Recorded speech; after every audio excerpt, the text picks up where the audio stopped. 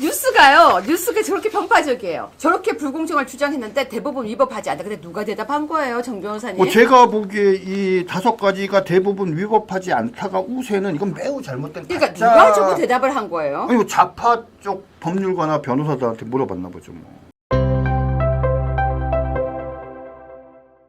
윤석열 대통령 계엄, 군 투입, 불법성, 헌재 탄핵 기준점 될 것이라는 뉴스가 나왔네요. 무슨 내용인지 한번 보겠습니다.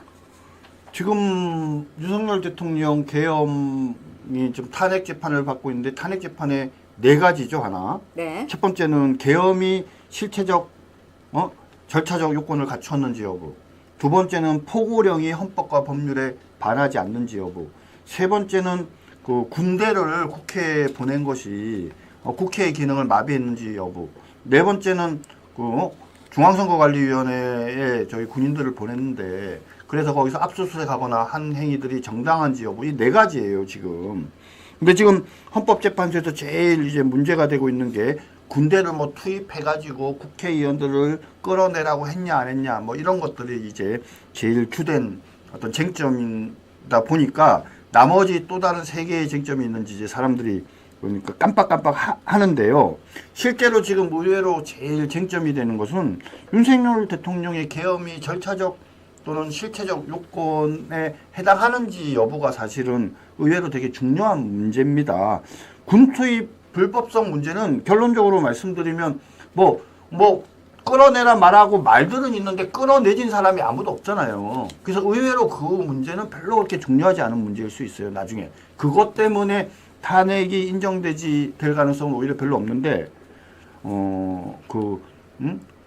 선관위를 압수수색하기 위해서 계엄을 한 것이 절차적, 실체적 요건에 적절하냐. 그리고 이 국무회의를 하는데 이게 제대로 된 국무회의냐. 오히려 이런 부분들이 보이지 않는 중요한 쟁점이 되고 있습니다. 자, 그래서 이 기사를 보고 난 뒤에 제가 검색을 했더니요. 12번 뉴스 보시면요.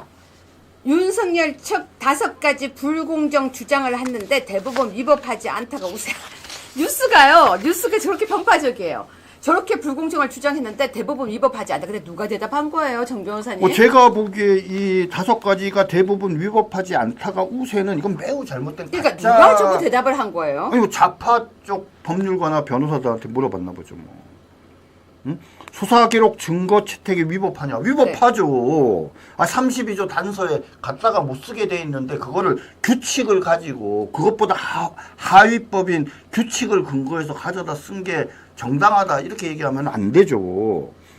내란죄 철회 문제도 공소를 제기했는데 제일 중요한 사실은 그것이 내란죄에 해당한다고 선전선동을 해서 아니었습니까? 우리 어리버리한 우리 그 국민의힘의 국회의원들 가운데에서 그때 탄핵에 찬성했던 사람들 중에 적지 않은 사람들이 이 계엄이 내란이라고 선전선동 당해가지고 그러면 해서 찬성한 사람들이 많아요. 그래서 우리가 이 방송에서 몇 번 얘기했어요. 지금이라도 부끄러워하지 말고 사실은 내가 계엄이 내란이라는 선전선동에 속아서 찬성했는데 사실은 이게 아닌 줄 알았으면 나 찬성 안 했을 거야 라고 고백 기자회견을 하라 그러는데 이상하게 한 사람도 안 하네요. 자, 여러분 지금부터요. 제가 아주 빠르게 여러분에게 마음껏 욕할 수 있는 기회를 드리겠습니다. 욕할 준비 되셨습니까? 저 뉴스 보다가요. 욕이 늘 것 같습니다. 29번 뉴스입니다. 29번요. 저 이거 무슨 말인가 했어요. 사실은요. 이 기사를 보면서 무슨 말이지? 조민을 못 지켜서 미안하다고 합니다. 정 변호사님. 네. 조민을 못 지켜서 미안하대요. 소개 좀 해주세요. 지금 여러분 혹시 부산의 교육감 재선거하고 있는 거 알고 계세요?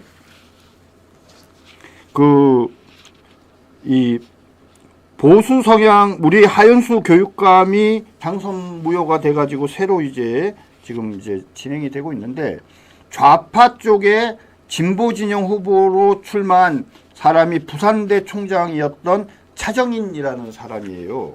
근데 이제 이 사람이 뭐라고 얘기를 하느냐? 본인이 총장 시절에 조민에 대한 의학전문대학원 입학 취소 처분을 내린 것에 대해서 안타까움과 미안함을 느끼고 있고 그것은 그때나 지금이나 마찬가지다. 이렇게 얘기를 해요. 그러면 자, 뭐라고? 시청자 여러분, 부산대 총장이요. 조민을 못 지켜서 미안하다고 한 거 보고 계십니다. 네. 네, 그러면서 뭐라고 얘기를 하냐면 그래도 내가 말이야.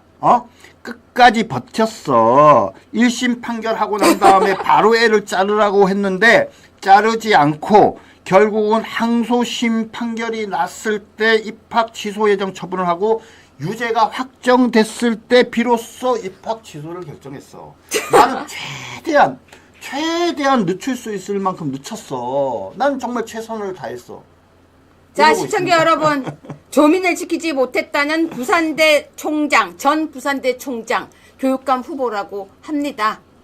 예비 후보인지 모르겠는데. 예비 후보죠. 예비 후보예요.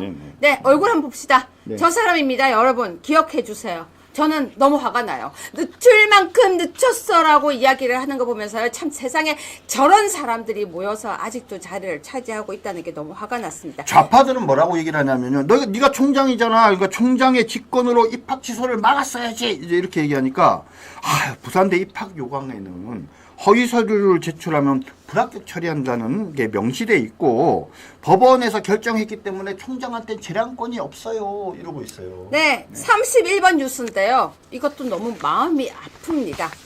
헌재 습격 난동. 와, 정말 여러분 제목이요. 헌재 습격 난동 모의 사건.